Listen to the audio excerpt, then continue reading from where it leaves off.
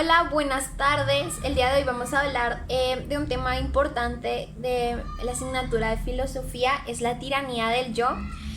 Mi nombre es Carol Daniela Hernández Rojas. Este trabajo es presentado para la Academia Homeschool. Y pues bueno, soy de grado 11. Vamos a hablar un poco de ciertos temas relevantes a través de la historia para explicar todo esto de la tiranía del yo. Así que vamos a empezar. Como primero, quiero explicarles un poquito cómo vamos a desarrollar todo este tema, y lo que vamos a hacer es irnos a la crítica de categorías de pensamiento que dominaron en el occidente y que el occidente nos ha impuesto, entre ellas el Renacimiento, el siglo de las luces, la industrialización, que son épocas muy importantes a través de la historia. Entonces, como primera vamos a ver la imposición del cartesiano, y para una comprensión más profunda de la problemática de la filosofía Latinoamérica, es necesario entender y hacer una crítica, como les decía, de las categorías del pensamiento que fue impuesto y que aún, porque aún sigue siendo impuesto por Occidente. Y lo que lo que básicamente quieren imponer es como que este pensamiento es el único y verdadero. Y todo esto con el objetivo de homogeneizar la diversidad, de que el pensamiento, los ideales alrededor de todo el mundo sean iguales, de que sus cosmovisiones originarias de los lugares que los han colonizado cambien, y que todos tengan el mismo criterio acerca de su desarrollo como ser humano. Entonces, en primer lugar, vamos a ver el Renacimiento. El Renacimiento, después de la Edad Media Europea, en los años 1500 a 1590 aproximadamente, sucede el Renacimiento. Y este Renacimiento es un renacimiento cultural, ¿sí? Trae consigo una revalorización de la cultura clásica, trae también como, en especial, como de las ideas filosóficas, de cuyo desarrollo surgió, como estábamos hablando, el racionalismo cartesiano. Y es muy importante entender que todos estos conceptos de la modernidad que se imponen en el Renacimiento van muy de la mano, porque acababan como de salir de una época de muchísima oscuridad. Y básicamente el Renacimiento impone a la periferia con la expansión colonial. El racionalismo cartesiano, como estábamos hablando aquí, es una centralización del yo.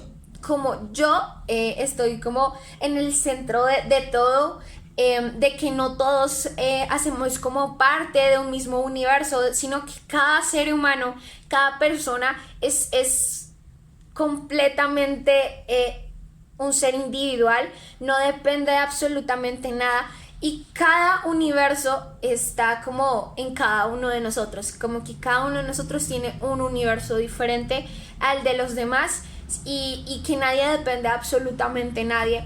Y el racionalismo cartesiano, como les decía, es esto, una centralización totalmente y absoluta del yo, de lo subjetivo, también, no obstante, como de la forma en la que este movimiento como que sí generaliza, universaliza a través de los mecanismos de la dominación. Ahora vamos a ver otro tema importante, otra etapa que sucedió a través de la historia, es el siglo de las luces. El proyecto de la razón se consolidó en el siglo de las luces, cuando la modernidad engendra la ilustración. Sí, en el siglo de las luces, el pensamiento que opone es como a la razón a la oscuridad medieval, basado pues obviamente en dogmas pues religiosos. Otra característica muy importante del siglo de las luces es que la clase burguesa izaba las banderas de la libertad, y no solamente de la libertad, también mucho como de la igualdad, pero era una igualdad solo entre iguales. Es decir, como En las clases sociales la igualdad se regía por personas de los mismos rangos. Básicamente que si tú eras una persona que tenía poder, tenías que ser del mismo categoría de poder a una persona que estuviera a tu nivel. No era como los ricos, los pobres, sino los ricos con los ricos tenían que ser iguales, así como los pobres con los pobres. Y todo esto llevaba como a esta democracia y a este liberalismo. Esto también es como que significó demasiado avances como históricos con respecto al antiguo orden monárquico, que esto era como muy importante antes, que había un rey, y así como que cada uno iba como en una escala hasta llegar a todo lo que era el pueblo y aquellos que servían al pueblo. Y ya dejó de ser esto y se convirtió más como en la igualdad entre los mismos. Y el último es la industrialización y los avances científicos modernos, en cuya génesis se encuentra el dominio de las redes, llevaron a la mecanización de los talleres y la revolución industrial. Todo esto vino como con una nueva realidad económica. Aquí se rompió como todo esto y requirió obviamente el incremento del consumo. Obviamente también como con este incremento del consumo también hubo un incremento muy grande en la producción, por lo tanto se necesitó bastantes trabajadores. Los capitales requirieron nuevos mercadores, así como mayor cantidad de materias primas que solo podían ser satisfechas mediante la expansión. Es decir, todo esto de la industrialización trajo consigo un avance muy grande en la producción, en los trabajadores y en el consumo de materiales. Entonces, esto realmente produjo una expansión inmensa. Ahora vamos a centrar un poquito a la tiranía del yo, y el yo y el racismo es un tema también importante que vamos a tocar ahora, y es los discursos sobre la supuesta superioridad del yo cartesiano frente a la pretendida inferioridad del otro. Digamos que legitiman mucho como la discriminación, ¿sí? La marginación, la violencia, no solo podría llegar mucho también como el genocidio. Entonces es como el temor, el otro surge el temor de la diferencia, pero se concreta con el repliegue del yo cartesiano en sí mismo, en su círculo de mismidad, en su egocentrismo e individualismo, el no querer ver más allá de. Les decía, por tanto, esto digamos que vuelve al sí mismo, el yo se vuelve la negación a las diferentes, digamos que diferencias que podemos encontrar a través de el ser humano.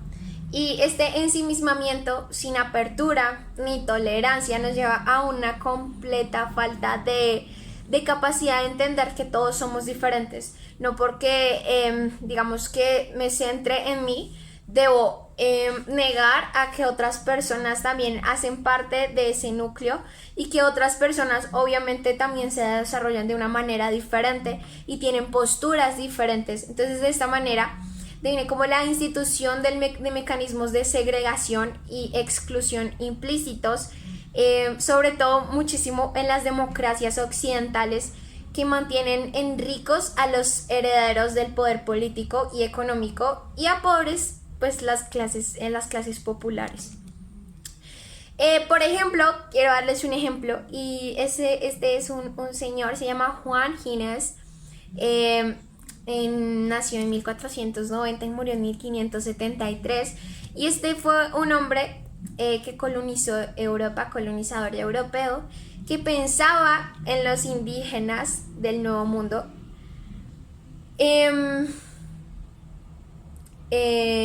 y pensaba que no tenían alma, que eran inferiores obviamente a los europeos, y los llamaban esclavos naturales, básicamente por su contexto, por donde vivían, por no tener quizás el mismo color de piel, fueron llamados esclavos aún sin conocer sus características, sin ver sus habilidades, sus cualidades, tanto físicas como mentales, y defendió hasta la muerte su derecho de que la civilización occidental quería conquistar a los otros pueblos por su inferioridad. El otro queda disminuido a menos, digamos que un animal. Entonces básicamente se lleva como a un ser superior y por encima de los demás, y este mismo ser superior excluía tanto que podía llegar a considerar que valían menos que un animal. Es muy importante entender que el yo cartesiano queda inflado en su importancia personal y en su egocentrismo. Por eso es que este tema es muy, digamos que muy difícil de debatir, porque implica mucho el ego de las personas, el ego que podemos llegar a tener cuando pensamos que somos los únicos, que en nosotros se centra todo el universo, que nosotros somos el centro del mundo. Entonces, bueno, esta fue la exposición de hoy. Espero que les haya edificado. Muchísimas gracias por su atención.